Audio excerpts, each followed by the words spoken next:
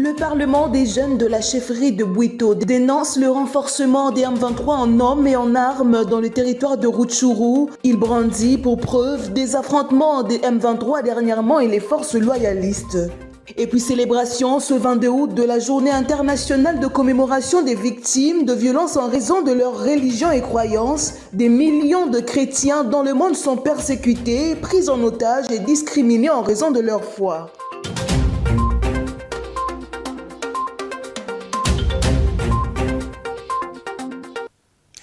On se retrouve pour un nouveau journal sur Vert Pâturage Télévision. Mesdames, Messieurs, bonsoir et bienvenue. On va commencer avec la sécurité. Un renforcement des rebelles du M23 en hommes et en armes dans le territoire de Rutshuru, dans la province du Nord Kivu. C'est le président du Parlement des jeunes de la chefferie de Bwito qui a dénoncé cette situation en tenant pour preuve les affrontements qui ont eu lieu entre les rebelles du M23 et les forces armées de la République démocratique du Congo. Suivez.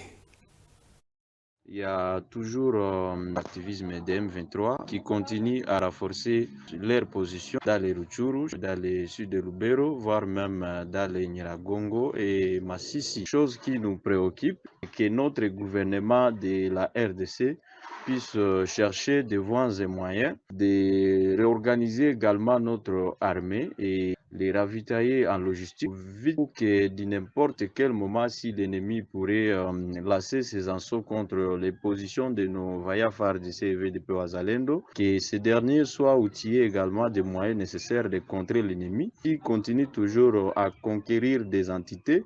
Tel est le cas de Ishasha, Nyamilima, Nyakakoma, dans les Binza de Nerema et dans les Rutshuru toujours. Du côté Bwito, il y a eu des accrochages au cours de la semaine à brûlant des maisons de paisibles populations. C'est pourquoi nous alertons et invitons notre gouvernement à prendre au sérieux cette situation et stabiliser nos entités respectives. Et on va rester dans la partie est de la République démocratique du Congo, mais rendons-nous cette fois-ci dans la province de l'Ituri où le commandant des opérations militaires en Ituri, le lieutenant général Luboya Nkashama, a présidé la réunion des commandements avec les commandants des grandes unités des forces armées de la RDC. Cette réunion a abouti aux instructions en vue de la bonne conduite des opérations sur le terrain. On en parle avec Bénédicte Kokemo.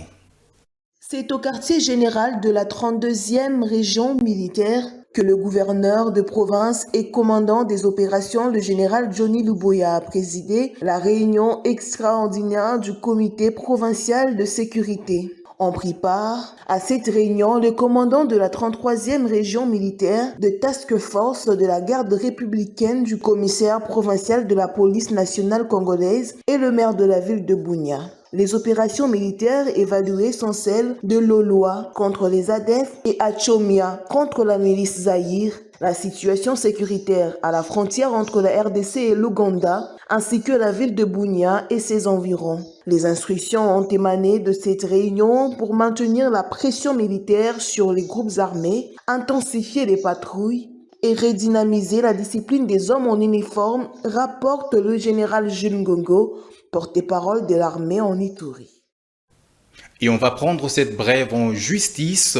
Le général Jean-Claude Kifoy, auteur des actes de torture et autres traitements inhumains sur la personne de Maître Kabwinde Mouchibibi Babi, avocat au barreau du Haut-Lomami, fait l'objet des poursuites sur injonction du ministre d'État et ministre de la Justice et garde de Sceaux, Maître Constant Moutamba. Dans un communiqué publié ce jeudi 22 août 2024, le ministre d'État informe à l'opinion que toutes les dispositions sont prises pour que justice soit rendue. Ceci est fait à la suite d'une dénonciation faite par un collectif des avocats qui est allé rencontrer le ministre d'État à la Justice pour ce dossier.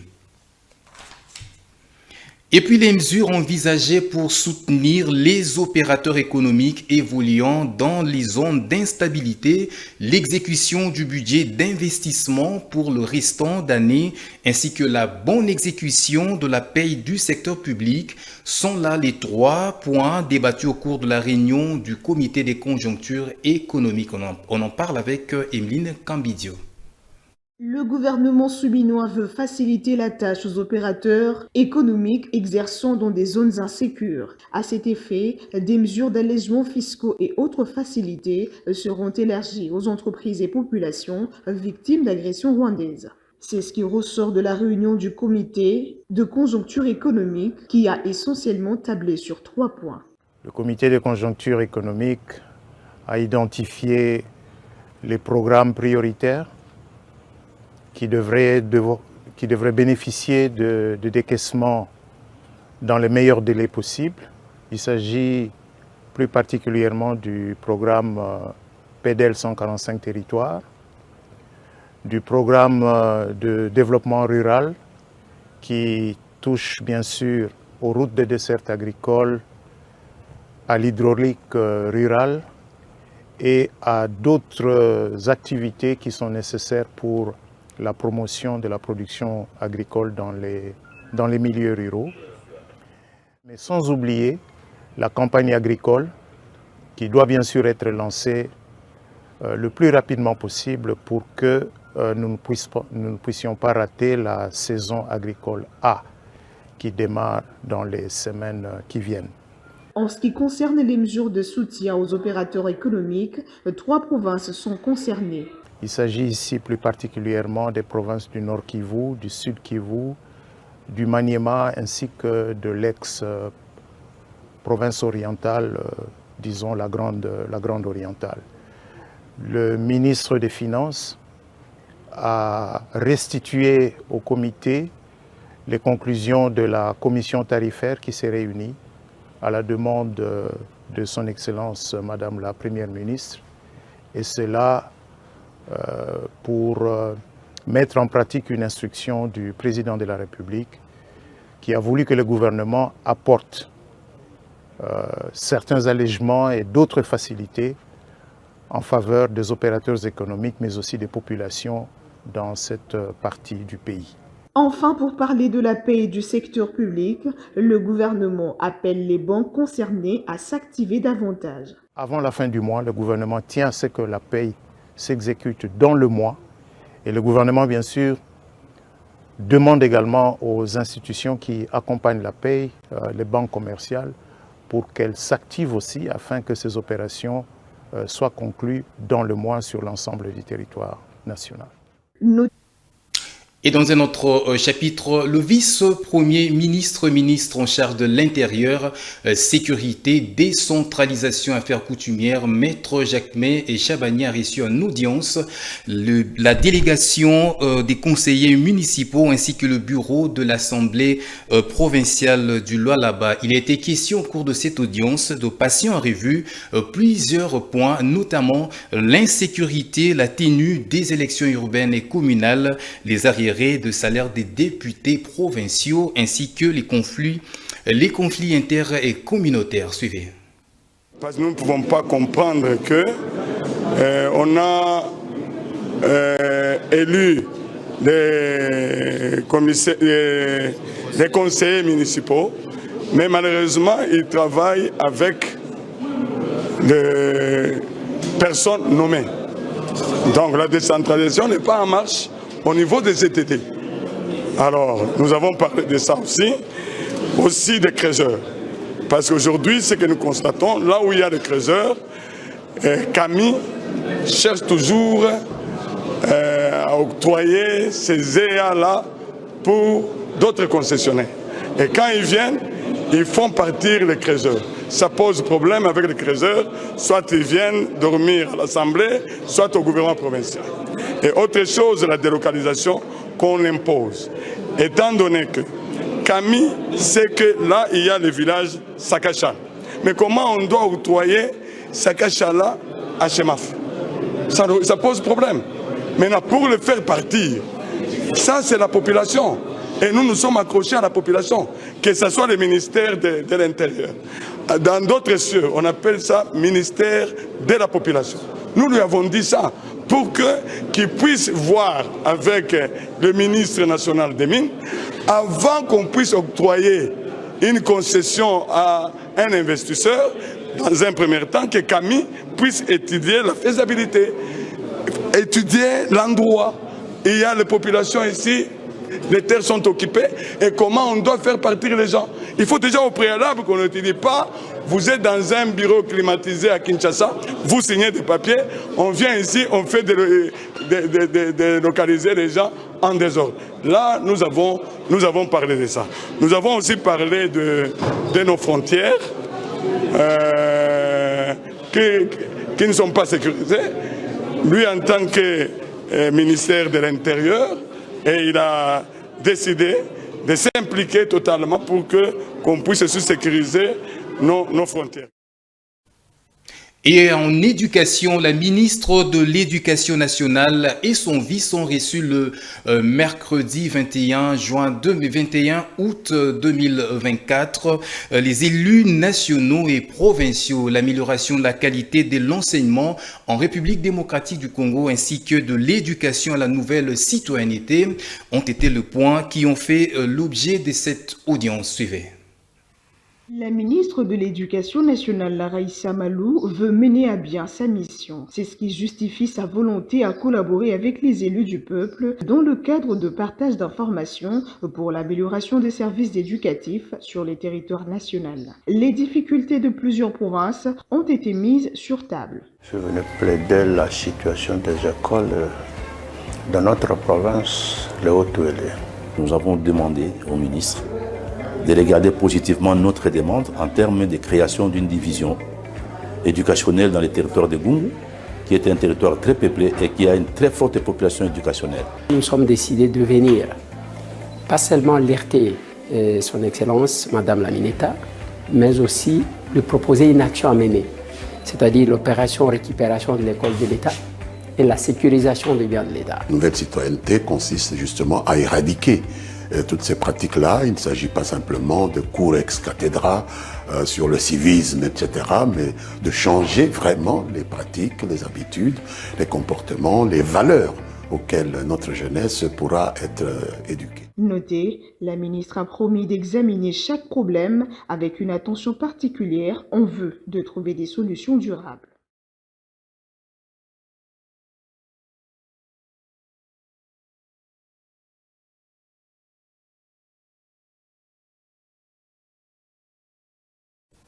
Et dans le secteur de télécommunications, le ministre des Postes, Télécommunications numériques, Augustin Kibasa Maliba, a ouvert le mercredi 21 août 2024 la 14e édition du Forum africain sur le peering et l'interconnexion. Les opportunités et défis clés en matière d'interconnexion sont là les sujets qui ont fait l'objet de ces assises. On en parle avec Emeline Cambidio. Le peering et l'interconnexion, un forum qui poursuit le but de maximiser les opportunités pour identifier les pistes d'amélioration de l'interconnectivité des réseaux, de réduire le coût de connectivité en Afrique pour ainsi accroître le nombre d'utilisateurs d'Internet dans la région. Dans son mot de circonstance, le ministre des PTNTIC, Augustin Kibasa, a rassuré les participants du soutien du gouvernement souminois. L'État congolais s'engage à apporter sa part pour la mise en œuvre d'une économie numérique africaine forte et stable, ainsi que garantir l'encadrement des investissements dans un format particulier de tout investissement qui participerait à la construction de celle-ci. Le gouvernement de la République démocratique du Congo s'engage à collaborer avec les institutions comme ISOC et Afrinic pour le renforcement des capacités socle de l'appropriation des technologies en constante évolution. À la suite des points d'échange, nous sommes rassurés qu'avec les investissements dans le centre de données, nous allons assister très bientôt à l'arrivée des points de présence des grands opérateurs, ce qui va accélérer le développement du numérique dans notre pays. Grâce à son sous-sol, la République démocratique du Congo offre à l'humanité des terminaux consistants à exploiter le potentiel numérique. Le rétablissement de la paix sur l'ensemble de son territoire permettra à la République d'offrir encore mieux à la communauté mondiale. Il est à signaler que les allègements fiscaux sont déjà mis en place et que le gouvernement s'engage à renforcer le cadre juridique et réglementaire qui répondent aux exigences des meilleures pratiques internationales, essentiellement dans les déploiements et le partage des infrastructures. Et parlons santé à présent, propagation de la variole du singe à Kinshasa, capitale de la République démocratique du Congo, compte déjà 111 cas suspects enregistrés, dont 21 cas confirmés et 2 décès. C'est le ministre provincial de la Santé publique, Hygiène et Prévention qui a avancé ces chiffres, tout en précisant que la ville-province de Kinshasa est en danger. Je vous propose de suivre l'extrait de son adresse. Ndenge nini tokosala pour que to éviter maladie oyo. Maladie oyo babengi na kombo mpox. Pona komibatela na yango, il faut to sukolaka maboko na biso régulièrement. To éviter to lingate kokutana na nyama oyo asa kufi osimba ye. To belisa nyama oyo babengaka viande bukanye nyama ya kokauka. Soko za kolamba yango tokisa yango makasi. To éviter eloko oyo babengi rapport sexuel non protégé parce que maladie oyo azali akoki pe kozala transmise par rapport sexuel non protégé. Yango nde soki olingi kosala rapport sexuel lata préservatif. Il faut tous se vacciner. Na vaccin à mpox oyo gouvernement congolais a disponibilisé na ba zone et na ba aire de santé nyonso ya ville Kinshasa. Lelo na ngonga oyo nazali koloba ezali que ba zone de santé sambo donc 7 eza concerné. Zone de santé ya Sele eza lelo na 3 cas ya mpox. Zone de santé à Limete ezali na 7 cas. Zone de santé à Kinkole ezali na 2 cas. Zone de santé à Barumbu ezali na 3 cas. Zone de santé à Kasavubu ezali na 4 cas. Zone de santé à Ngiringiri ezali na Kamoko. Zone de santé à Kasavubu utiko bakisa malelo ezali na Kamoko. Elingi koloba tokomi na 7 zones de santé où ezali touché. Ceux qui bakangi yo na maladie okima te parce que ceux qui okimi ezali danger pour na baninga okei ko pesa ngo baninga. Ceux qui oyoki basigne oyo mutu pasi ba articulation comme kosala yo et comme kosala yo mabe et comme kosala yo pasi omoni ko zali na fièvre kende mbangu na centre de santé le plus proche pour que ba prendre yo. Et dans un autre registre, les Nations Unies ont institué le 22 août de chaque année, depuis 2019, la journée internationale des commémorations de personnes victimes de violences en raison de leur religion ou conviction. L'objectif de cette journée est de combattre d'urgence ce fléau et de conscientiser les États à pouvoir protéger toutes les personnes et tous les lieux où sont organisés les cultes. On se rappellera des millions de chrétiens qui se sont sentis humiliés lors de la cérémonie d'ouverture des Jeux Olympiques de Paris, ainsi que plusieurs personnes subissant des violences dans le monde en raison de leur foi. Bénédicte Kokemo signe ce reportage. Le gouvernement a choisi, non seulement accepté, mais choisi, c'est un choix délibéré, de se moquer des chrétiens, de se moquer de la culture chrétienne même du pays de France, de se moquer de leurs racines, de leur culture, et de se moquer de l'ensemble des chrétiens dans le monde, ces centaines de millions de chrétiens qui ont été insultés, qui ont été méprisés. C'est une outrance, c'est une, quelqu'un a dit une infamie. C'est très clairement de la christianophobie qui a été choisie, qui a été diffusée. Lutter contre la discrimination via les lois et investir dans les initiatives éducatives qui favorisent l'inclusion et l'égalité de droits, relève le secrétaire général des Nations Unies ce 22 août en cette journée internationale de commémoration des personnes victimes de violences en raison de leur religion et leurs convictions, appelant les plateformes numériques dans son message à devoir appliquer des politiques de modération des contenus conformes aux normes internationales en matière de droits humains. Les actes de violence explicites déplorés sont non seulement ceux contre la personne, mais aussi ceux contre leur domicile, leurs entreprises, leurs biens, leurs écoles, leurs lieux de culte. D'après le sondage de l'ONG Portes Ouvertes Internationales, qui est au service de l'Église persécutée depuis plus de 65 ans, la violence envers les chrétiens, en particulier en Afrique subsaharienne, et le contrôle des églises se renforcent. Plus de 360 millions de chrétiens souffrent dans le monde d'un niveau élevé de persécution et de discrimination en raison de leur foi. Au moins 5621 d'entre eux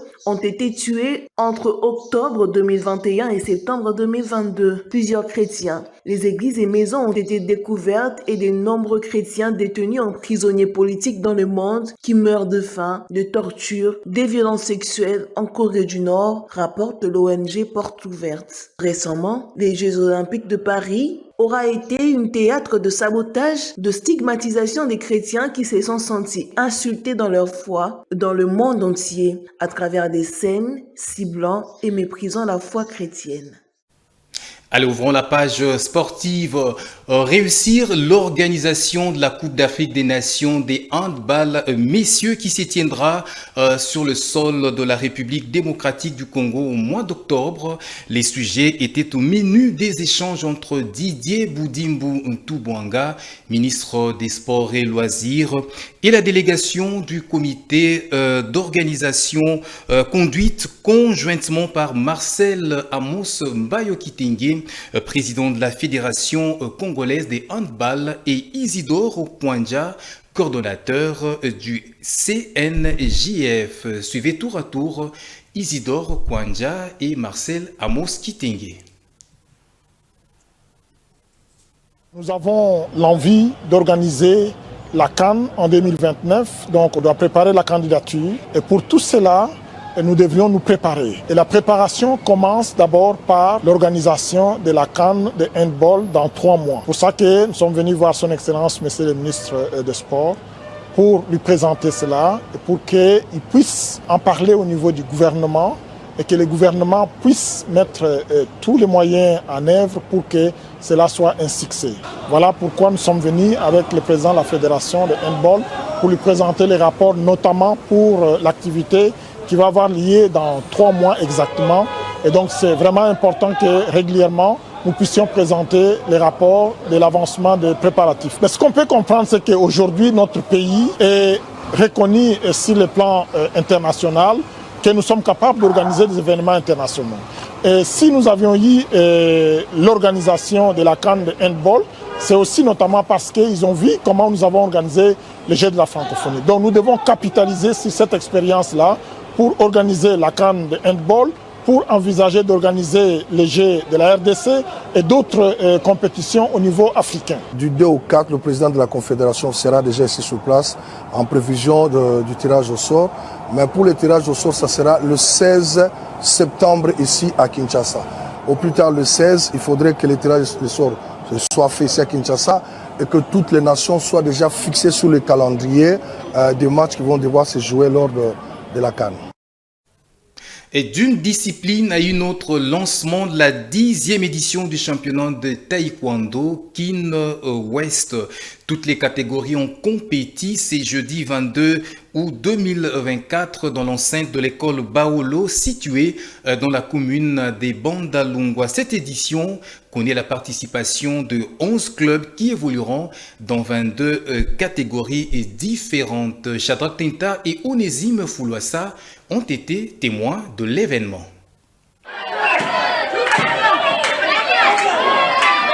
L'école Bahoyo dans la commune de Bandalungwa a servi de cadre pour le lancement de la 10e édition du championnat de taekwondo de l'attente de Kinshasa-Ouest. Sous la coordination de maître Jean-Paul Koyalodi, toutes les catégories étaient au menu, le benjamin, les pipis, les minimes ainsi que le cadet. Tous ont eu l'opportunité de montrer l'étendue de leur talent. À cela s'ajoute la participation de 11 autres clubs qui ont évolué dans 22 catégories. À l'heure de faire le bilan de cette première journée, maître Jean-Paul Koyalodi s'est montré très satisfait.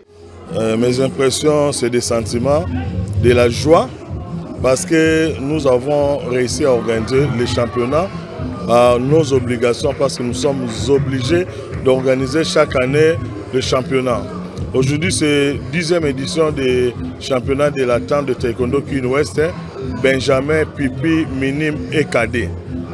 Donc, on a bien démarré aujourd'hui. Je pense que demain, ça sera des combats finaux. Cette édition, c'est aussi l'occasion de promouvoir la jeunesse montante dans les taekwondo congolais, notamment dans le domaine de l'arbitrage. Bon, la vision de la Fédération congolaise de taekwondo, via le président Alain Badiachile, c'est de prendre la jeunesse. Donc, son souci majeur, qui est pépinière de taekwondo, ainsi que les nouveaux arbitres doivent être les jeunes. Parce que les enjeux de taekwondo sur l'international, on a besoin de la jeunesse qui réfléchit un peu frais. Donc, à notre niveau ici, on devrait avoir aussi les arbitres pour les poums. On a maintenant les jeunes arbitres et ils ont vraiment un mental fort pour capter toutes ces choses-là. Le président de l'attente des taekwondo Kinshasa-Ouest a profité de cette occasion pour tirer la sonnette d'alarme sur la situation actuelle du taekwondo congolais, dont la Ligue reste démissionnaire jusqu'à ce jour. J'ai toujours dit, la Ligue est démissionnaire il y a cela plus de 4 ans. Il n'y a pas la Ligue de taekwondo. Donc on ne peut pas se voiler de face. La Ligue de taekwondo n'existe pas. Donc nos efforts qu'on est en train de faire, ça va se limiter au niveau de l'attente. Donc on devrait avoir championnat de benjamin, pipi, minime, cadet au niveau de la Ligue. Ça allait être bien pour que les enfants puissent devenir aussi des champions de Kinshasa. Demain, ils seront des champions de l'attente Kin-Ouest. Mais ils vont se limiter là. Quand est-ce qu'ils deviendront champions de Kinshasa? Il tient de noter que la deuxième journée de cette 10e édition est prévue le vendredi 23 août, toujours au même endroit, cette fois-ci avec des finales à la clé. Et rendons-nous en dehors de nos frontières pour boucler ce journal. Les autorités sanitaires du Soudan ont fait savoir qu'au moins 22 morts dus à l'épidémie de choléra ainsi que des centaines de cas ont été répertoriés ces derniers jours. La crise sécuritaire, climatique et actuellement sanitaire constitue un calvaire pour le Soudan. Suivez. Le conflit meurtrier depuis plusieurs mois, des inondations et maintenant une crise sanitaire de l'épidémie de choléra fait des misères au Soudan avec un nombre important de contaminations déjà. Les hôpitaux encore ouverts prennent en charge des malades. L'État de Kassala compte 11 localités dont 6 sont touchées par des cas suspects et confirmés de choléra. Parmi elles figure Wadi El Hailou, la première localité affectée ainsi que Kassala. Le choléra est une maladie liée à la qualité de l'eau potable, à l'eau en général et à des conditions environnementales insalubres où la présence de nombreuses mouches contribue à sa propagation. À ce jour, plus de 300 cas ont été signalés, dont 22 décès. En raison du conflit, des infrastructures au Soudan sont détruites et le système de santé est désormais défaillant. Selon l'OMS, 78 décès sont déjà enregistrés et plus de 2400 personnes sont touchées depuis le début de l'année 2024. Et c'est tout pour ce soir. On vous rappelle les principaux titres de ce journal.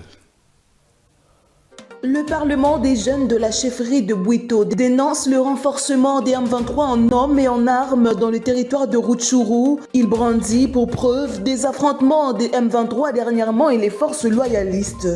Et puis célébration ce 22 août de la journée internationale de commémoration des victimes de violences en raison de leur religion et croyances. Des millions de chrétiens dans le monde sont persécutés, pris en otage et discriminés en raison de leur foi.